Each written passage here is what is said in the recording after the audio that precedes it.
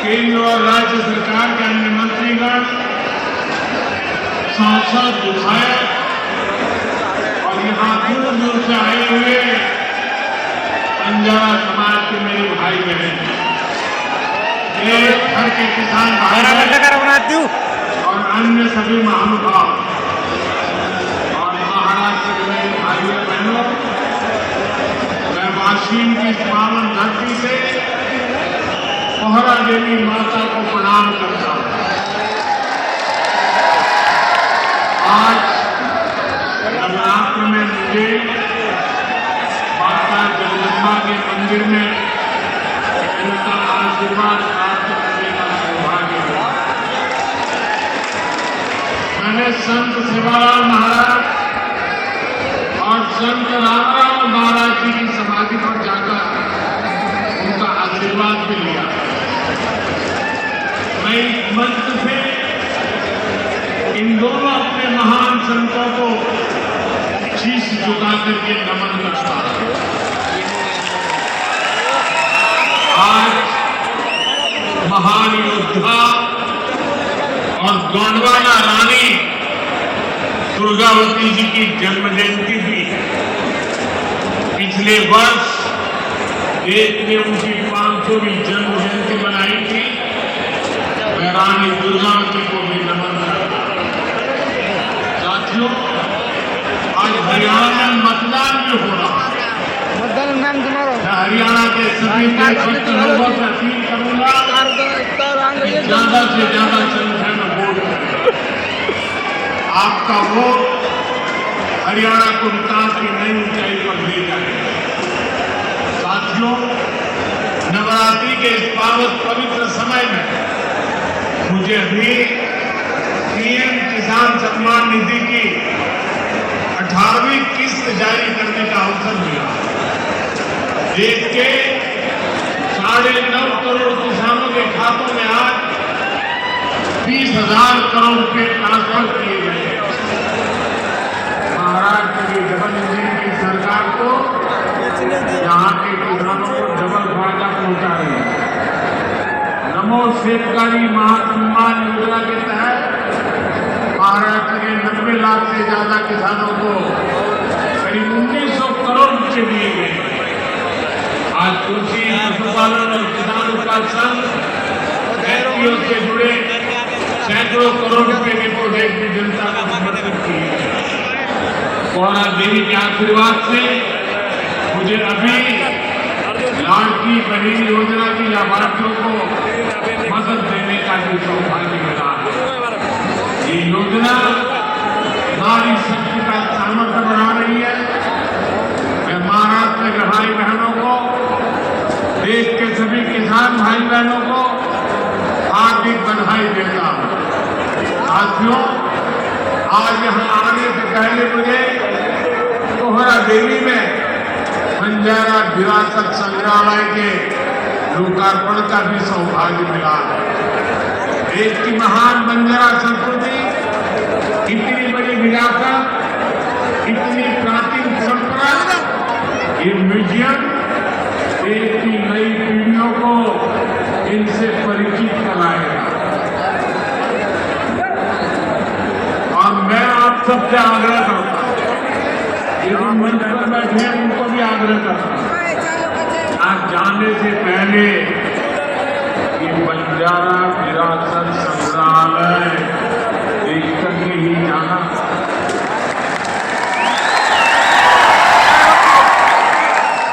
मैं देवेंद्र जी को बधाई देता हूं।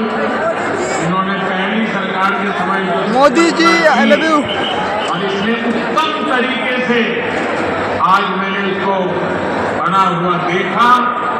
मन को बहुत ही संतोष हुआ, आनंद हुआ।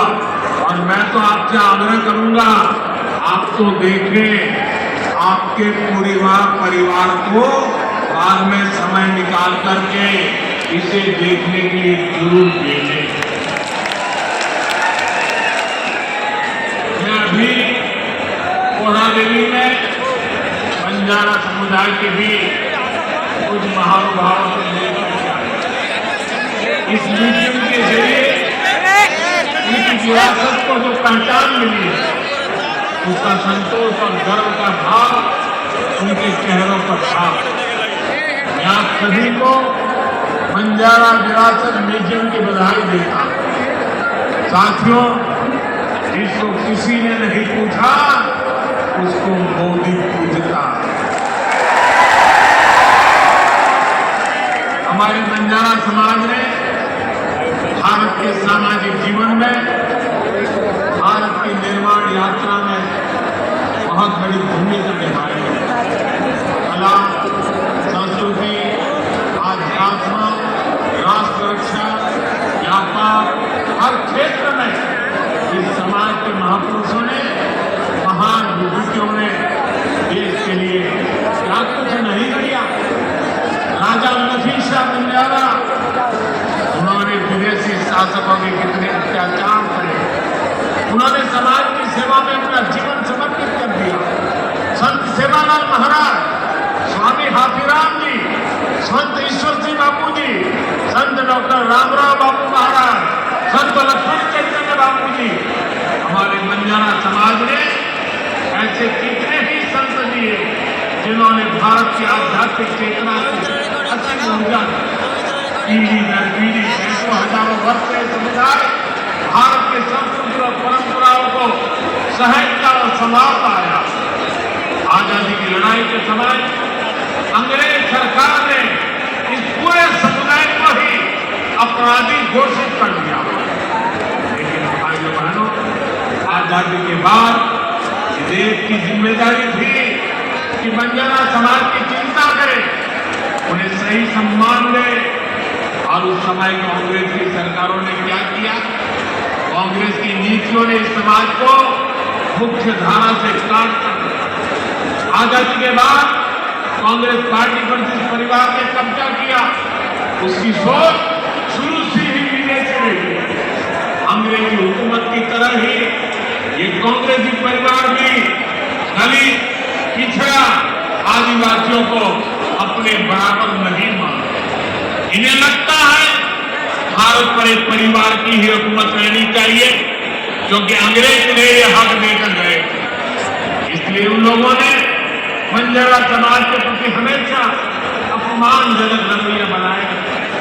साथियों, एनडीए की केंद्र सरकार ने ही गुणंतु अर्ध गुणंतु समुदाय के लिए कल्याण बोर्ड का गठन भी किया। इस समाज के सांस्कृतिक पहचान को सही सम्मान मिले, इस दिशा में भी बीजेपी सरकार और एनडीए सरकारें लगातार काम कर रही है।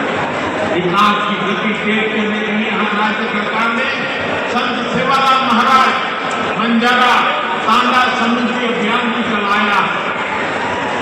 साथियों, हमारे इन प्रयासों के बीच आपको ये भी याद रखना है कि कांग्रेस और महाआघाड़ी का आपके प्रति क्या रवैया रहा।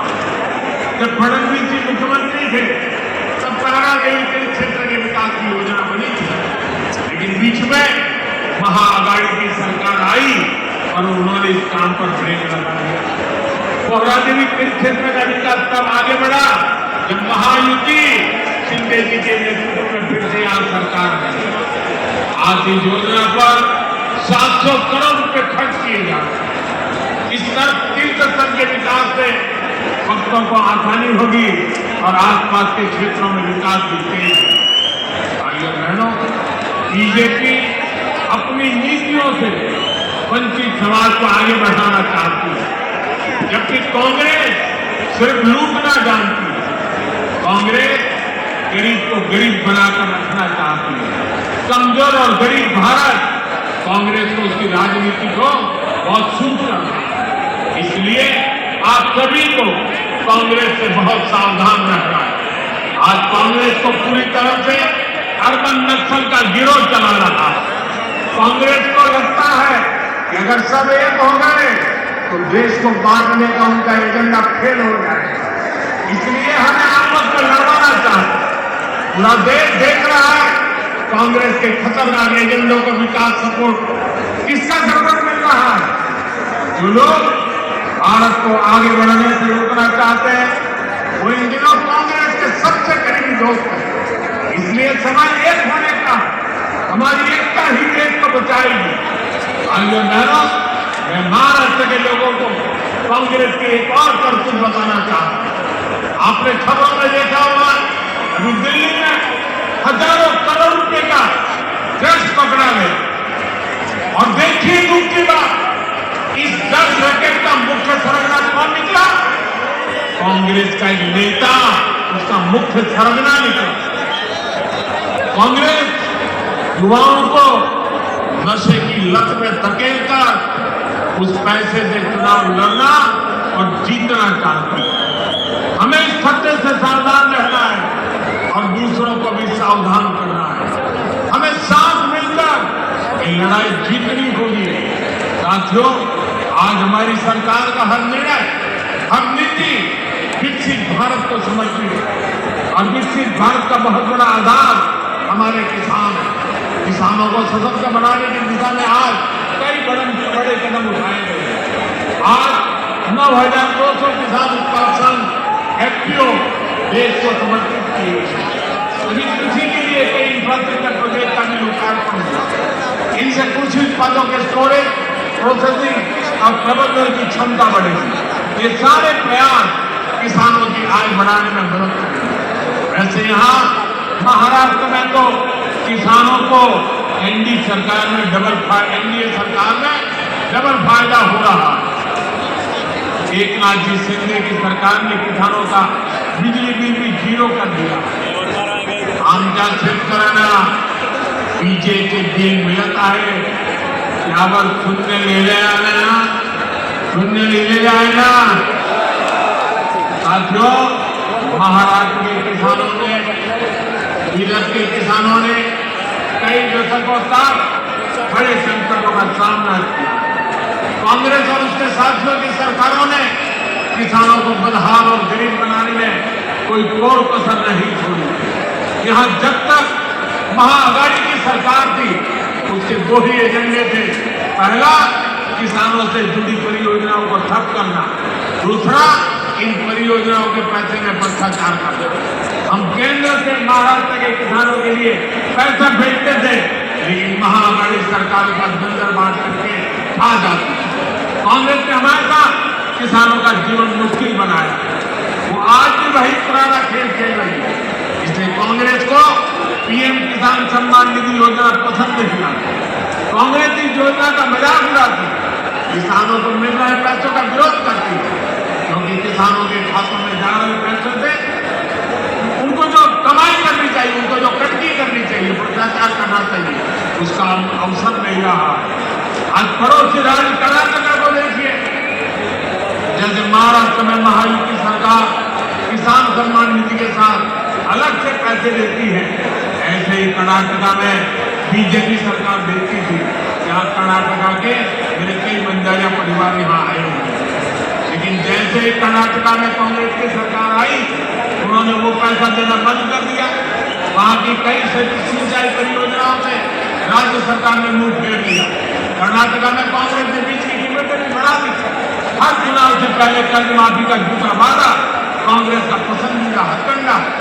तेलंगाना में लोग कर्ज माफी का वादा करके सत्ता में आए, लेकिन सरकार बनने के बाद कितना समय गुजर गया, अब किसानों को पूछ रहे हैं कि उनका कर्ज माफ क्यों नहीं हुआ। भाइयों बहनों, हमें भूलना नहीं है, महाराष्ट्र में भी कांग्रेस और महाआघाड़ी सरकार ने सिंचाई से जुड़े कितने कामों को रोक कर रखा। जब एनडीए सरकार आई, उसने इस दिशा में तेजी से काम किया। महाराष्ट्र सरकार ने वैनगंगा, नलगंगा नदियों को लिंक करने की योजना को मंजूरी दी है। करीब 90,000 करोड़ रुपए की इस परियोजना से अमरावती, यवतमाळ, अकोला, बुलढाणा, वाशिम, नागपुर और वर्धा में पानी की कमी को दूर हो।